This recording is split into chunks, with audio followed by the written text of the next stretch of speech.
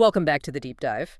Our mission here is, as always, to take this huge stack of source material, the articles, the biographies, the philosophical stuff, and really just distill it all down for you. Right. We want to give you the knowledge nuggets you need to get the topic at a really deep level. And today, we are immersing ourselves in the life and work of a 20th century giant, a man whose very identity was constantly being stretched and revoked and just redefined by history itself, Milan Kundera. He was born in 1929, passed away just last year in 2023 at 94, and Kundera's life. It's not just a timeline. It's more like a political map of Central Europe's most chaotic era. I mean, just look at his citizenship history. Exactly. He was Czechoslovak until 1979, then stateless for 2 years, then French from 1981, and then right at the end, he gets his Czech citizenship back in 2019. You're looking at a writer who had to negotiate borders his entire life, both, political and internal. It's an incredible journey. It almost perfectly sums up that whole Central European tragedy. Most people know him from the Unbearable Lightness of Being, but that just scratches the surface of the paradox he really was. So our mission today is to unpack how that personal, really fraught journey, from this promising young communist poet to a banned dissident to a celebrated French novelist, how that shaped his unique fictional style, which is often dense, often funny, and always philosophical. And here's the critical thing we're focusing on. That exile didn't just make him a political writer. In a way, it let him shed that label completely. He consciously moved to a place where he insisted, especially later in life, that he be read as a French novelist, purely about the art of the novel, separate from all the biographical baggage of Eastern Europe. So it was an aesthetic choice. A very deliberate one. Yeah. And that insistence on his own artistic autonomy is just central to understanding who he was. Okay, let's unpack this. We have to start where it all began. Brno, Czechoslovakia. Because before he was a writer wrestling with all this existential weight, he was a musician. Deeply. His roots are just anchored in Czech culture, and specifically in its incredibly rich musical tradition. Kundera was born in Brno, which was a huge cultural hub, to a middle-class family on April 1st, 1929. And his father was the key figure here, right? Ludwig Kundera, yes. Yeah. And he wasn't just a piano teacher. He was a major Czech musicologist, a pianist. And he was the head of the Janáček Music Academy in Brno from 48 to 61. Wow, so that's a serious cultural pedigree. He didn't just grow up listening to music. He was surrounded by high-level theory, composition, performance, all of it. Absolutely. He learned piano from his father directly, and even though he eventually shifted to writing, he started out studying musicology and composition at Charles University. And he had some pretty impressive teachers. One of his early teachers was the composer Pavel Haas, who was a student of Janáček himself. So that lineage is just incredibly serious. And you can feel that influence everywhere in his work. It's like a structural key to his novels, isn't it? It is. His whole approach to writing is intensely architectural. He uses musical principles, leitmotifs, thematic variations, counterpoint, all through his novels. He'll treat narrative sections like musical movements, building complexity through repetition, instead of just, a straight chronological plot. He even uses notation sometimes, like numbering themes within chapters. Right, it's like he's writing a score. The musical training didn't just give him references, it gave him his entire method for writing. But there's also this fascinating detail about his musical path being kind of dampened by his father's choices. Yes. The source material notes that his own passion for music might have been held back because his father insisted on playing the music of the modernist Jewish composer Arnold Schoenberg. Wait, Schoenberg.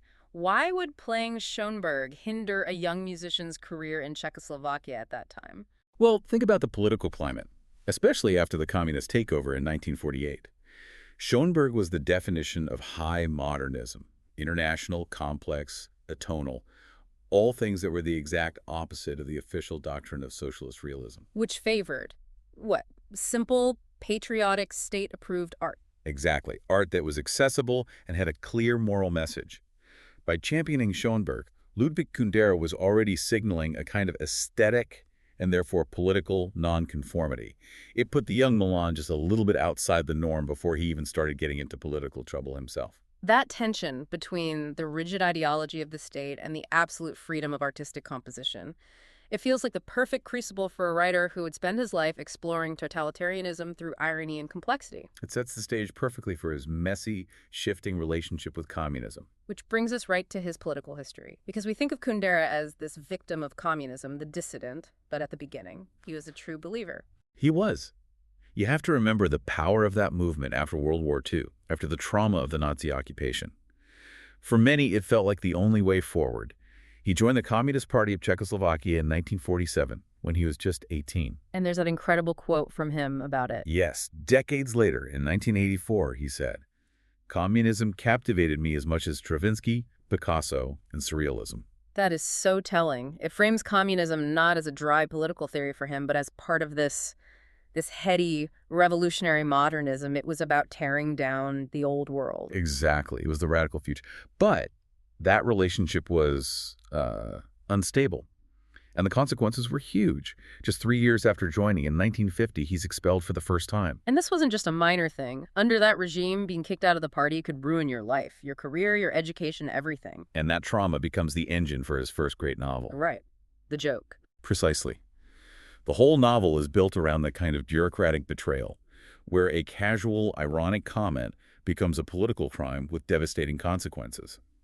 That experience was so formative, his friend Jan Trafulka even wrote about it, which shows you this was a common story for young intellectuals then. So the fiction comes directly out of the state's absurd logic, but he still tried to work within the system after that first expulsion. It was a constant tightrope walk.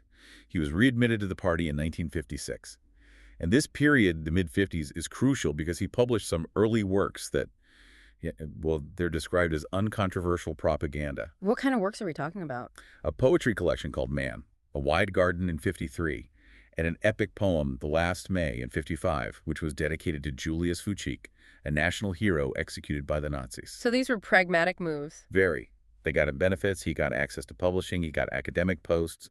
He was making the compromises an artist had to make to survive and keep a foothold in that world. Using the system to gain standing, so he could later use that standing to critique the system.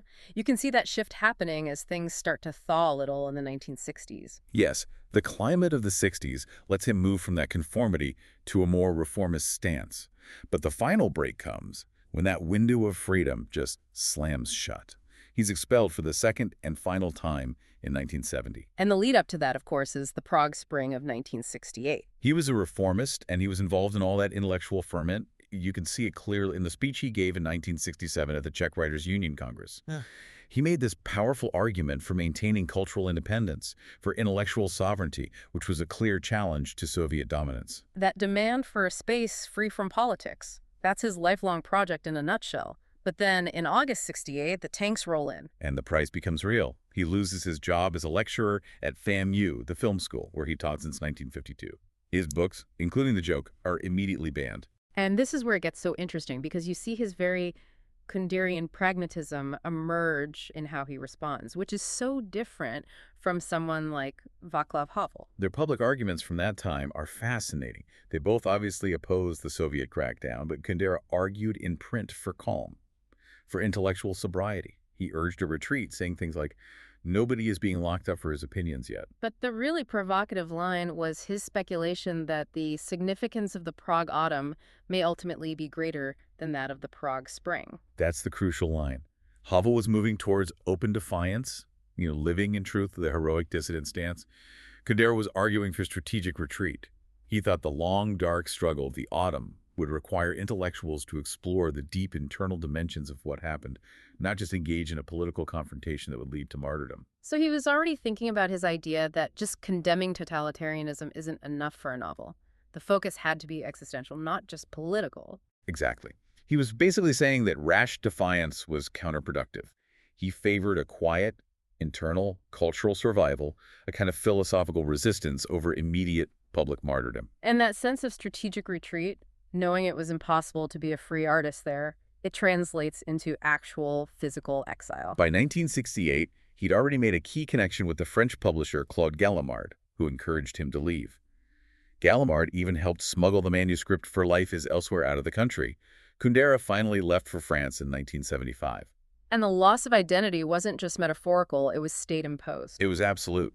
His Czechoslovak citizenship was formally revoked in 1979 because of his publications in the West.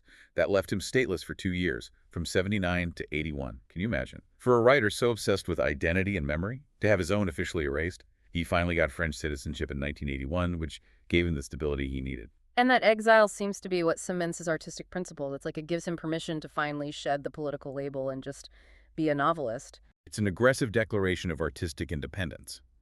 His life might have been shaped by politics, but he insisted he was a novelist, full stop. And he used that stance to elevate the novel itself beyond just telling a story. He was so fiercely anti-message, he used irony as a shield. Adamantly. He wrote about it in The Art of the Novel. He tells this story about his book, The Farewell Party, and how a publisher interpreted it as having a clear anti-abortion message.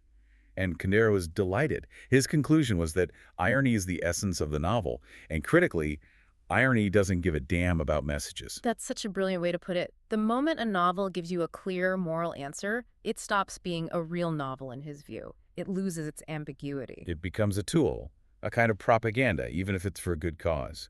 He flat out said, the condemnation of totalitarianism doesn't deserve a novel. Wait, okay. If condemning totalitarianism doesn't deserve a novel, what does? Why write about Prague and the secret police at all? Because for Kundera, totalitarianism was only interesting as a philosophical problem, a problem of human desire. He wanted to explore the darkness, but also the comedy, by looking at how it connects to what he called the immemorial and fascinating dream of a harmonious society. Ah, I see. So it's not about what the government did to people. It's about what in human nature makes us want that kind of order, that harmony, even when it's destructive. Absolutely. The seduction of unity, the desire to give up responsibility, those are the internal mechanisms he found worthy of fiction. And to write that kind of fiction, he drew on a huge, sprawling literary tradition. He saw himself as part of this grand European line. Very much so. He said he was most committed to the legacy of Miguel de Cervantes. Cervantes, Don Quixote. So he's anchoring himself right at the invention of the modern novel. Exactly. For Kundera, the Renaissance novel Cervantes, Rabelais, Boccaccio, that was the novel's true mission. An ironic, humanistic, sprawling exploration of life's contradictions. Cervantes taught him the novel's job is to explore uncertainty, not confirm belief. And what about his more philosophical, formal influences? His books are full of these essayistic digressions. That style, weaving long philosophical thoughts right into the narrative, that comes heavily from Robert Musil, especially The Man Without Qualities. Musil showed him how to integrate abstract thought directly into the story. And the ideas themselves, eternal return, insignificance. That is pure Nietzsche. The whole concept of eternal return is the spine of the unbearable lightness of being. He takes Nietzsche's idea that if everything repeats infinitely, every action has an unbearable weight, and he flips it. He says, since we don't repeat, a single lifetime is light and therefore insignificant. And that philosophical tension is what drives the whole story. It's the whole conflict. What about some of the other influences? He mentions figures like Diderot and Kafka. How did they shape his actual method? Well, you've got Lawrence Stern and Henry Fielding, who give him the model for digression, for the author breaking in. Then Denis Diderot, especially Jacques the Fatalist, gives him the freedom to just stop the plot, play with time, and show himself as the puppet master. You see that all over the Book of Laughter and Forgetting. And Kafka? Kafka is essential for the dark humor. Kafka taught him how to find the comedy in bureaucratic nightmares and existential dread. Kundera's characters are always being crushed by this senseless, state-run logic that's so absurd it becomes funny. It's Kafka's sensibility, but filtered through Kundera's specific brand of irony. All of this synthesis then shows up in his characters, who can sometimes feel less like fully fleshed out people and more like walking ideas. That's a key distinction. They're not traditional psychological portraits. They're thought experiments. They function as expositions of a theme. Vehicles for ideas. Exactly. He often keeps their personal details vague. He'll introduce a character, follow them for a while, and then just drop them to pick up a new thread with someone else because the theme requires it, not the plot. And yet, paradoxically, he was obsessed with the intimate self. That's the core paradox. He told Philip Roth that he saw intimate life as one's personal secret, as something valuable, inviolable, the basis of one's originality. So even if the characters lack some details, their deepest, most private vulnerabilities, their secrets, their desires, that's what makes them who they are. So the totalitarian state, which demands public conformity, is a direct attack on the only thing that actually matters to the character, their secret inner life. Exactly. Totalitarianism is the enemy of the secret self. And you see that in his meta-themes that run through all his work. Exile, identity, history, as this endless return, and the pleasure of a less important life. And his language shift from Czech to French seems to be the ultimate symbol of this whole transition. It was a conscious and definitive move. From 1985 on, he starts transitioning to French. And it wasn't just for convenience, it was about control. French became the reference language for his translations. Meaning he wanted the French version to be seen as the definitive one, not any Czech version that could be distorted. Precisely. He personally revised the French translations of his early books, essentially Francifying his own canon. And his first novel, written entirely in French, was Slowness in 1995. It was a statement. He was rooting himself in the French tradition of Diderot, not just the Eastern European tradition of the dissident. Asserting that his genius was for European fiction, not just Czech descent. Yes. Okay, so with that philosophical framework in mind, let's look at the works themselves, starting with those early novels of dissent he wrote in Czechoslovakia. His first big one, The Joke, from 1967, is the perfect example. It's a direct satire of that rigid bureaucratic absurdity he experienced firsthand with his own expulsion from the party. The whole plot turns on a single throwaway joke. It does. The main character, Ludwig, sends a postcard to his girlfriend that says, "Optimism is the opium of the people. A healthy atmosphere stinks of stupidity. Long live Trotsky." And this joke, this little bit of irony, is taken completely literally by the system. It gets him expelled, sent to a penal army for years, and defines the rest of his life. It shows how totalitarianism works by destroying lightness, by destroying humor. And its own life mirrored the Prague Spring. It was immediately banned after the '68 invasion, which cemented his reputation. Then, as he's heading into exile, we get Life is Elsewhere. And even its publication history tells the story. It comes out first in French in '73, and only later in Czech in '79. He was already relying on Western publishers. What's the focus of that one? It's a devastating satirical portrait of a fictional poet named Jeremil, who is this young, naive idealist, the kind of person Kundera admits he was in 1947. Jeremil is so consumed by revolutionary fervor that he gets caught up in these political betrayals, thinking he's serving some higher truth.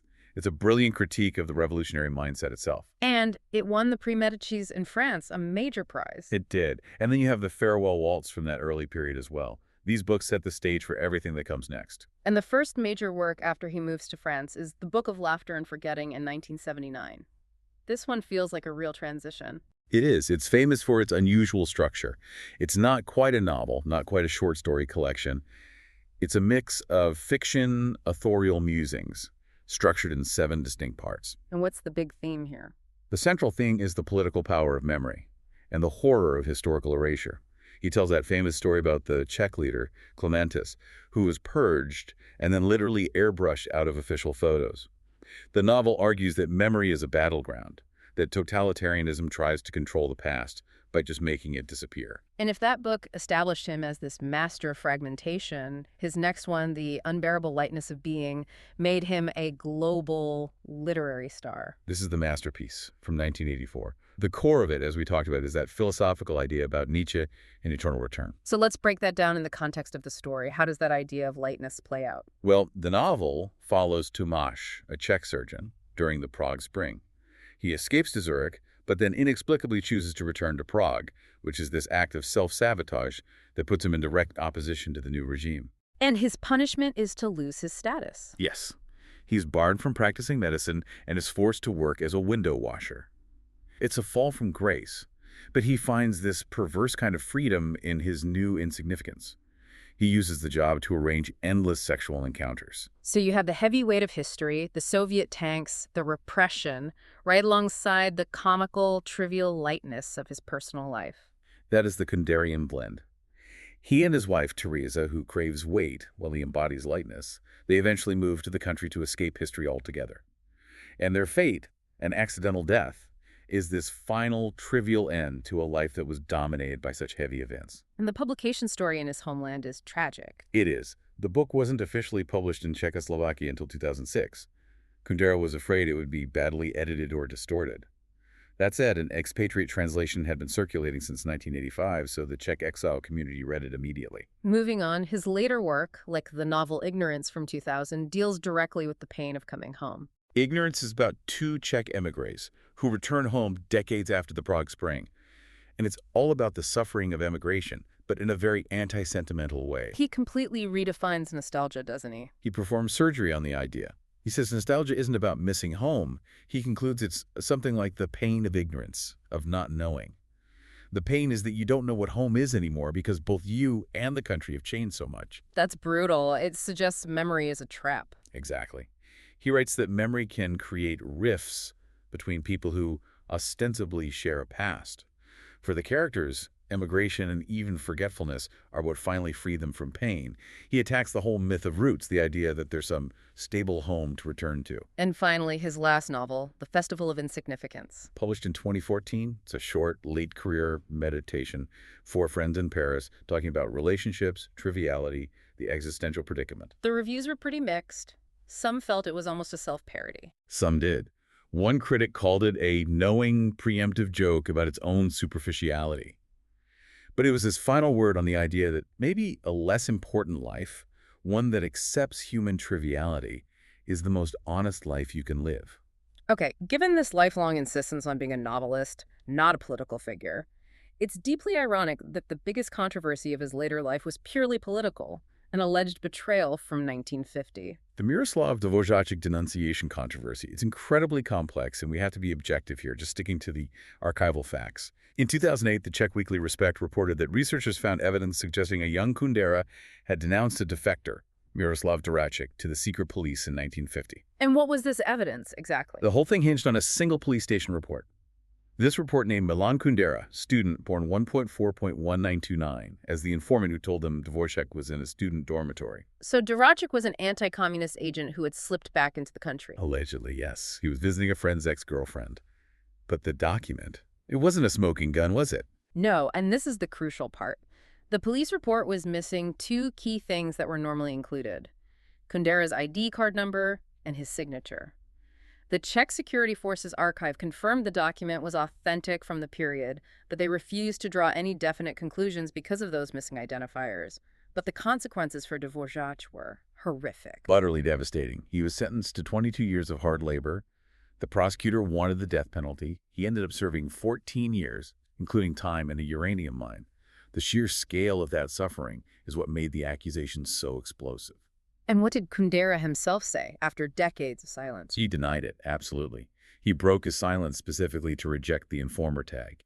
He said he never knew Dvořáček, and he didn't know the woman Dvořáček was visiting either. So you have this ambiguous document versus a total denial. The media must have gone wild. It fractured completely. Some condemned him immediately. Others accused the magazine of journalistic malpractice for publishing based on such flimsy evidence. There were conflicting stories from old classmates. Were there any alternate theories? Well, there was what's called the suitcase theory. A literary scholar later concluded that even if Kundera had reported something, it's possible all he reported was seeing an unattended suitcase in the hall, not the identity of a person.